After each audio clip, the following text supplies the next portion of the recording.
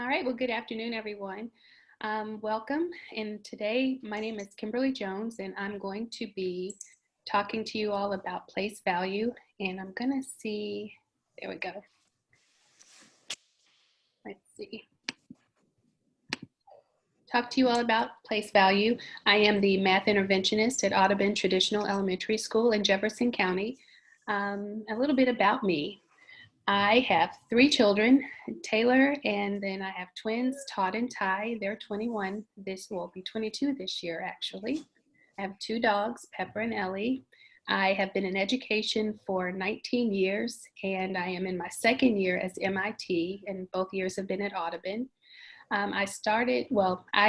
Education is my 2nd career. So I started in one career and switched over into education, specifically Montessori education, when I went to school and had some time with Taylor at school and watched all that she was doing in preschool, and that just lit a fire under me.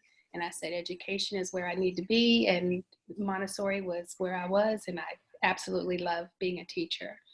My undergraduate work is from the University of Louisville, and my graduate work in education is from Xavier University. I am married. I'm married to my best friend, but we didn't get married till 36 years after we met. So new marriage, but glad we did it. And my favorite candy of all times is candy corn, and so happy it only comes once a year, because if it came more often than that, I'd be with my dentist a lot more often than I already am. So really happy for that. All righty. Uh-oh. Okay, bear with me. I'm trying to move that slide. There we go. Don't forget to visit our KCM website. There are lots of professional learning opportunities and resources for everyone to partake in. Lots of ideas for teachers and families. And our agenda today, we're going to talk about the research. We're going to go over a couple of standards, and then I have 4 games to show you all today. And then at the end, we have some materials that you all will be able to take and make. So what the research says: for many of our students, especially our low attainers, we talk about conventional place value and how we push those approaches onto our students. And we know that it does not help their development and mental strategies. What they really need is the conceptual place value understanding, so that they can start to, form those mental images that we need for them to have, so that they can develop those mental strategies and to grow in that area. The research also says that we need to pay attention to structuring our numbers around dynamic relationships of ones and tens and hundreds, and the aim is to truly cultivate those strong mental images for our students. And I did my research from the Developing Number Word Knowledge, and then of course consulted with the Kentucky, with our KCAS standards. The standards that I looked at today, we are going to be looking at grade 1, where we add within 100 using strategies based on place value, and then number 2, where we can fluently add and subtract within 100, also using those strategies based on place value. We also know that reaching fluency is an ongoing process that will take much of the year, and students are not expected to use an algorithm for addition and subtraction until grade 4. And this comes out of the 2nd grade standard, numbers and base 10 operations, number 5. Also from Jennifer Bay Williams, she talks about 5 fundamental practices that we need to know about. And she says that students need substantial, enjoyable practice in order to become fluent. And in order to do that, we can play games that will support them in their work on becoming fluent. And so one of the first games that I have for you all today is called the delivery game. And I'm going to play this one for you live, but I'm going to get my screen back so that you can see what I've got, okay?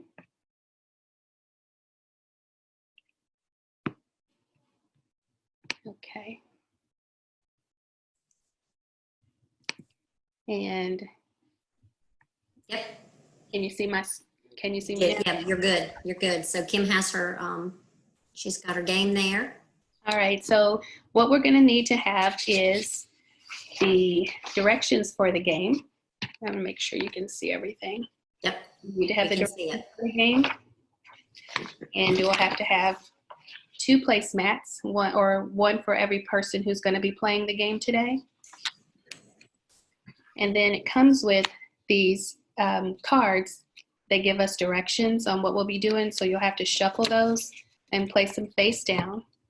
We'll also have to have a tub of our sticks and bundles so that everybody has enough to play with. And we'll start the game with 55 on our placemats.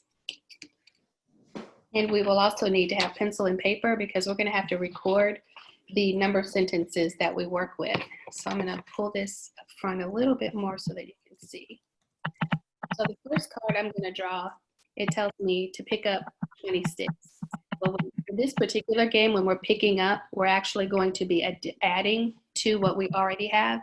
So I'm going to pick up 20 bundles or 20 sticks from my pile that I had there. Now I've chosen not to just lay them down. I want to kind of keep them separate for now so that when we're working through this, we can actually see what we're starting with and what we're going to be adding so that we can write our sentence down correctly. So I know that if I have 55 and I add 20 to it, then I have 50, 60, 70, 75. So my equation will be 55 plus 20 equals 75. So this will be my play mat, and then my partner will have their play mat. So just to help things out, I'm going to pretend now that I'm the second player. I'm going to discard the card that I had drawn. And then for this player, there says to deliver 10 sticks. When we deliver, we're going to be subtracting. So for me, I'm going to have 55 and I'm going to deliver 10 sticks. So I'm going to take those away. And now I know that I have 45, 10, 20, 30, 40, 41, 2, 3, 4, 5. So I started with 55 minus 10 equals 45. Play will continue the same way until all of these cards are gone and the player who has the most sticks on their game mat, they're the winners. So that's how you play the delivery game.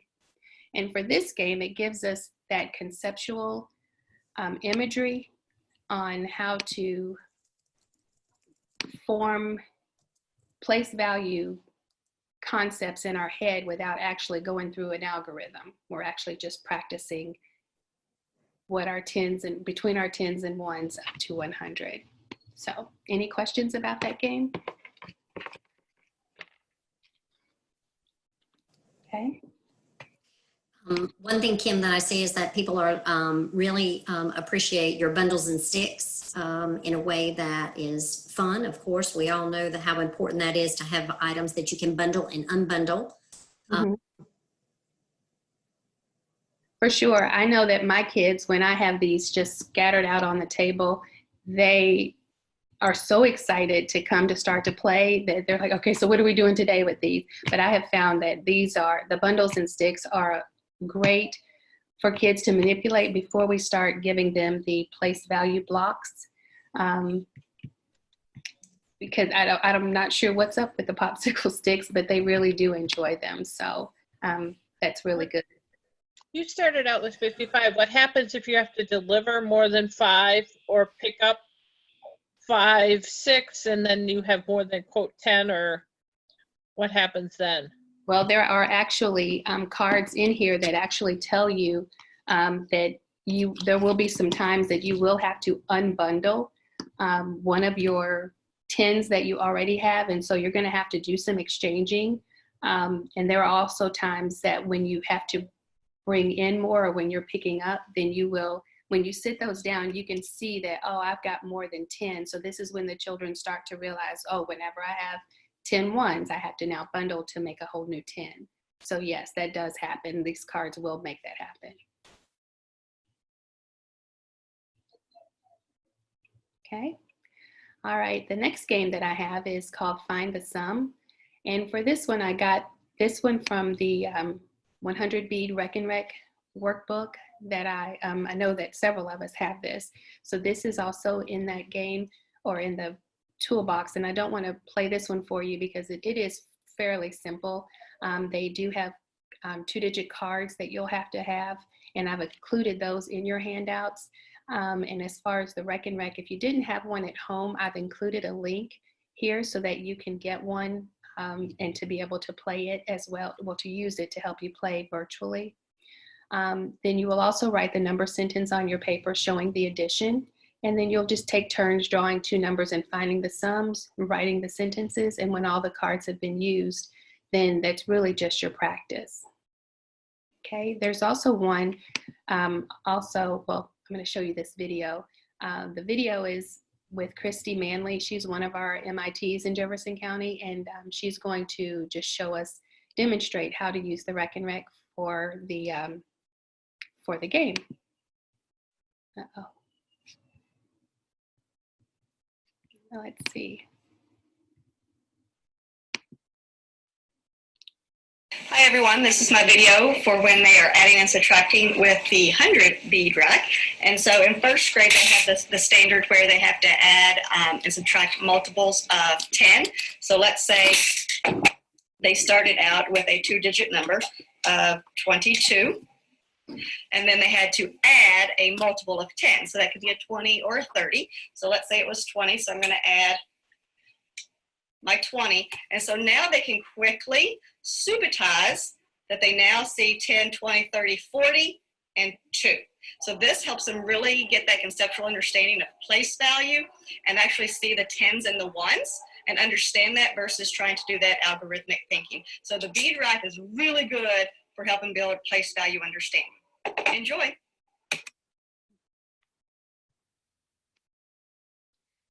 So we can also use that same Rec and Rec to find the difference. And this game is also in the Rec and Rec folder that I've gotten out. So are there any other questions anyone has for this? Okay. Moving on with more ways to build a concept. And this, Graham Fletcher, he's going to give us some information on with building fluency with place value concepts. And he has these base 10 cards. And I'll have to admit, I'm very new with this MIT role, and just coming across all of the great information that I have really appreciated the learning. So doing my research for today's presentation has been really good for me. For Graham Fletcher, I'm going to show you a video that he uses with his base 10 cards, and I've included those in your handouts as well. And he's working with a student who is working on +9. So here is his video.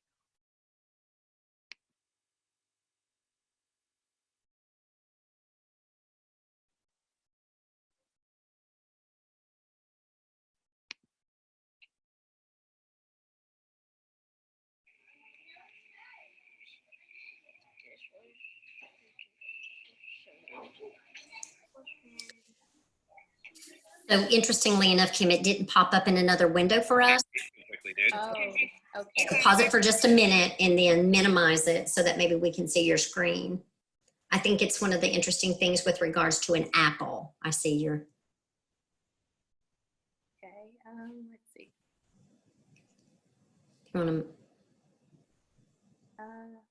If you want to, just, can you see the tab where that video was playing? Because we could hear it.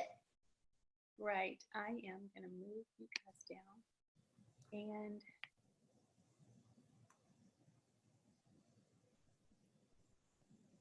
no, it gives me an option to enter the full screen or enter a picture in a picture. So you might need to stop the full share of your PowerPoint. Okay. And look at how you're sharing, because if you just shared the PowerPoint, then it's not going to share anything else. Okay, I'm going to resume my, let's see.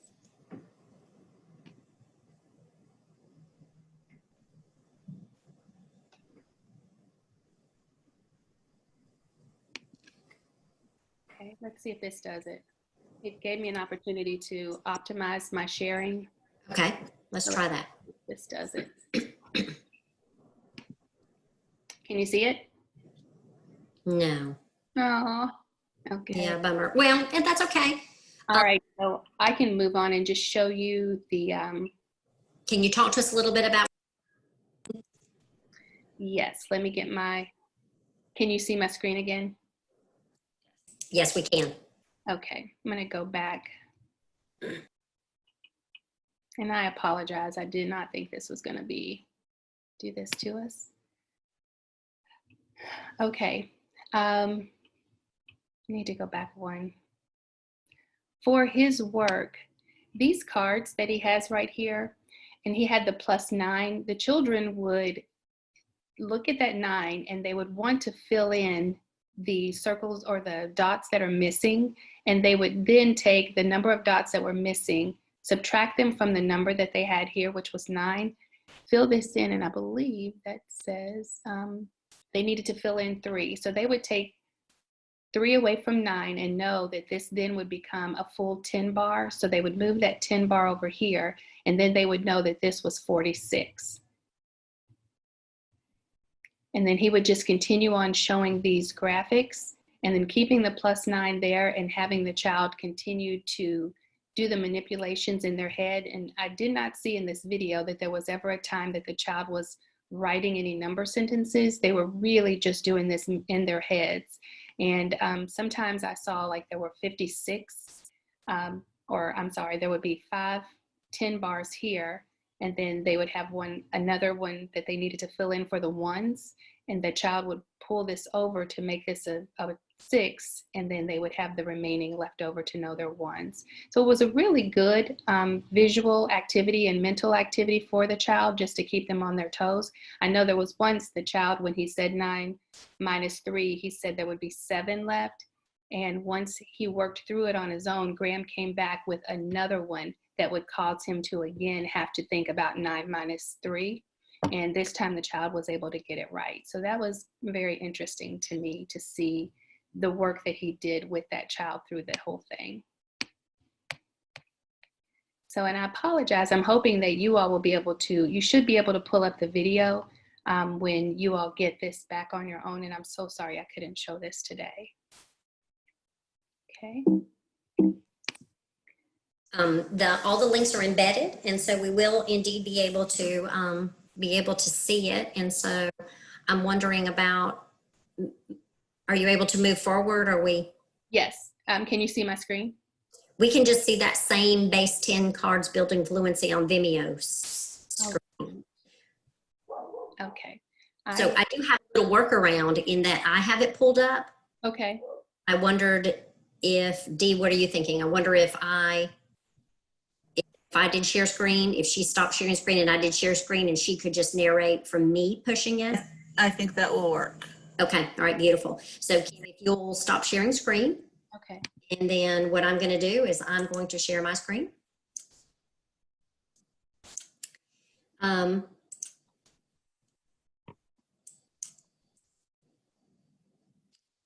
We looking good? Yes. Okay. Okay. All right.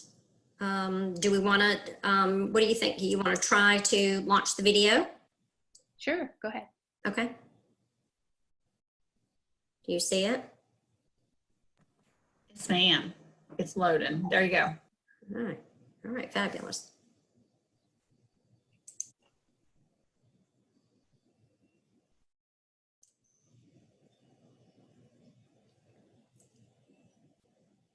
How's the sound? He's going to start talking in just a moment. Okay. I think we better turn it up. Yeah.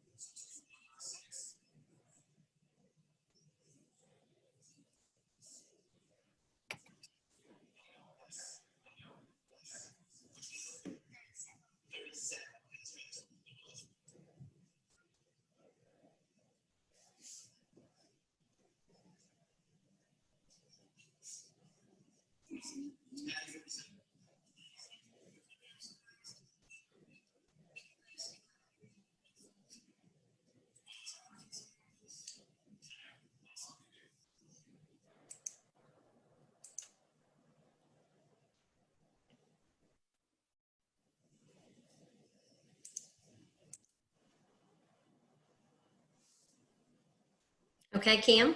All right, thank you. And I apologize for that. It will play for you guys, so you will be able to hear the conversations that Graham has with the little boy. It was really good information. So today in your handouts, you will have the delivery game, all of the pieces for that, except for the sticks and bundles. The find the sum and find the difference, that information was in the PowerPoint. And then Graham Fletcher's base 10 cards are also in your handouts today. So I hope that you will be able to use them and to share with your students. Don't forget to visit our website. And also tomorrow, we have an upcoming virtual professional learning, more about place value to 100. And I know that we have, it's gonna be great. So I thank you all for listening today. And again, I'm so sorry for the technical difficulties, but thank you for your patience and your support today. So one of the things that we like to do is we like to give Kim some shout out for persevering through some technological issues, and also for all those really good games that we had involved kind of in there. So Kim, I see people saying wonderful job. Thank you for sharing your items. I'd love for some people to unmute and let her hear that. I used some of those cards from Graham Fletcher with some of my third grade students. Okay. And those, it really gets them thinking. You get the automaticity. Those are really beneficial for the students. Yes, I think so too. And that they are so excited about them. I think that obviously helps a lot with just getting their buy-in and wanting to see what we can do with them. You know, Kim, I was thinking I would even print these out and use them with my fourth graders, the Graham Fletcher cards, because it doesn't hurt to get your brain fired up again. When I was looking at those cards, it was getting my brain fired up again. Like, oh, you know, what's my strategy I'm going to use for this, you know? So I think it would be perfect for any grade level, just to get that, keep thinking about those skills.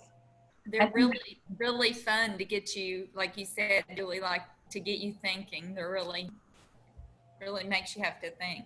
Yeah. Mm-hmm. Fantastic. Well, Kim, we appreciate your sharing your ideas today. I do want to put a plug in for tomorrow. Brandy Dermott and Sloan Young from Grayson County will be sharing. You can kind of see that we're moving up in our place value. We'll be doing more resources with regards to place value. They have some anchor charts and some interesting resources to share with you. Bonnie will be with us on Thursday with regards to multi-digit numbers, and Lisa will be talking about decimals. And so you can see how we are moving along the place value continuum and thinking about how we should, how we should work with that. So we thank you so much from the Kentucky Center for Mathematics. We had an uneventful time today, just a little technical issues, but the good news is no visitors. So we are so happy that you guys joined us today, and we'll see you tomorrow, 2 o'clock. Thank you. Everyone.